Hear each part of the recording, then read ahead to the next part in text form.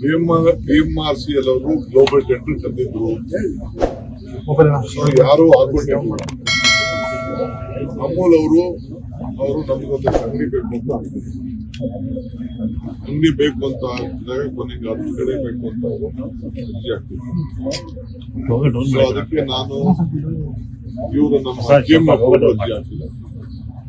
ಈಗ ನಾವು ಅವ್ರಿಗೆ ನೀವೆಲ್ಲ ಎಚ್ಚರಿಕೆ ವಹಿಸಿದ ಮೇಲೆ ಹೇಳಿದ್ವಿ ಅರ್ಜಿ ಹಾಕಿಲ್ಲ.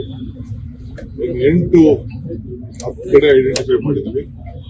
8 ಕಡೆ KMFಗೆ ಕುಡಿ ಅಂತ ಹೇಳಿದ್ವಿ, ತಣ್ಣೀರಿಗೆ ಕುಡಿ ಅಂತ ಹೇಳಿ ಅವ್ರಿಗೆ ಅರ್ಜಿ ಹಾಕಿ ಅವ್ರಿಗೆ ಕುಡಿ.